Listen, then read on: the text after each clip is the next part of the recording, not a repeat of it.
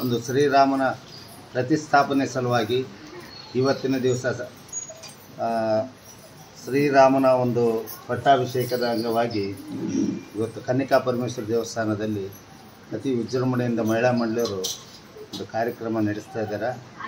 ಅವರ ಕಾರ್ಯಕ್ರಮಕ್ಕೆ ಎಲ್ಲ ನಮ್ಮ ಸಮಾಜದ ಒಂದು ಬಾಂಧವರೆಲ್ಲರೂ ಸಹಕಾರ ಕೊಟ್ಟು ಯಾವುದೇ ಒಂದು ಸ್ವಲ್ಪ ಒಂದು ಹೆಚ್ಚು ಕಮ್ಮಿ ಆದ್ರೂ ಅವರೆಲ್ಲ ಒಂದು ಸುಧಾರಿಸಿಕೊಂಡು ಎಲ್ಲ ರೀತಿಯಲ್ಲಿ ಅವರು ಭಜನೆಗಳು ಆಗಿರ್ಬೋದು, ರಾಮನ ಒಂದು ಸ್ತೋತ್ರ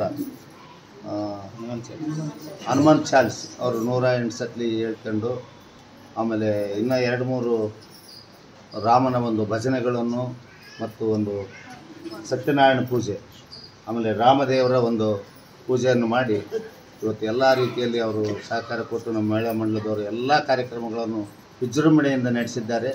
ಅವರಿಗೆ ವಂದನೆಗಳನ್ನು ಹೇಳ್ತಾ ಈ ಎಲ್ಲ ಕಾರ್ಯಕ್ರಮ ಇವತ್ತು ಈಗ ಲೈವ್ನಲ್ಲಿ ನೋಡಿದ್ವಿ.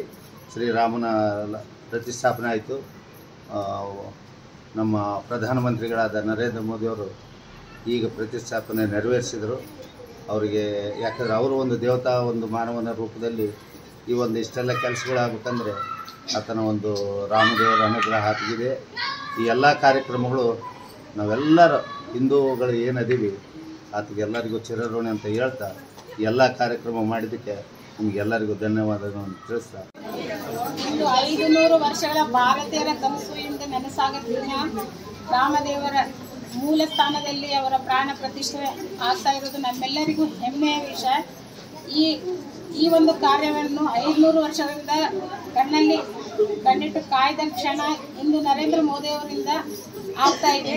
ಅಲ್ಲಿ ನರೇಂದ್ರ ಮೋದಿಯವರು ಈ ಪ್ರಾಣ ಪ್ರತಿಷ್ಠಾಪನೆಗೆ ಕಾರಣರಾಗಿ ಅತಿ ವಿಜೃಂಭಣೆಯಿಂದ ಅದು ಮಾಡ್ತಾ ಇದ್ದಾರೆ. ಇಲ್ಲಿ ನಮ್ಮೆಲ್ಲ ಮಹಿಳೆಯರಿಗೂ ನಮ್ಮ ಸಂಘದ 6 ವರ್ಷ ಅಧ್ಯಕ್ಷರು ನಾಗರಾಜ್ ಅವರು ಎಲ್ಲ ಮಹಿಳೆಯರಿಗೂ ಅಷ್ಟೇ ಪ್ರಾಮುಖ್ಯತೆ ಕೊಟ್ಟು ಈ ನಮ್ಮ ದೇವಸ್ಥಾನದಲ್ಲಿ ಈ ಕಾರ್ಯಕ್ರಮವನ್ನು ಯಶಸ್ವಿಗೊಳಿಸಲು ಕಾರಣರಾಗಿದ್ದಾರೆ ಎಂದು ಹೇಳಲು ಹೆಮ್ಮೆ ಪಡುತ್ತೇನೆ. ಅದೇ ರೀತಿ ನಮ್ಮೆಲ್ಲ ಮಹಿಳಾ ಸಂಘದವರು 108 ಬಾರಿ ಹನುಮಾನ್ ಚಾಲೀಸ್ ಪಠನೆ ಮತ್ತು ರಾಮ ದೇವರ ಭಜನೆಯನ್ನು ಮುಂಜಾನೆ 8 ಗಂಟೆಯಿಂದ ಇಲ್ಲಿವರೆಗೂ ಮಾಡಿದ್ದೇವೆ ಮತ್ತು ಸತ್ಯನಾರಾಯಣ ಪೂಜೆಯನ್ನು ಹಮ್ಮಿಕೊಂಡಿದ್ದೇವೆ ಈ ಪ್ರಾಣ ಪ್ರತಿಷ್ಠಾಪನೆ ಅಂಗವಾಗಿ.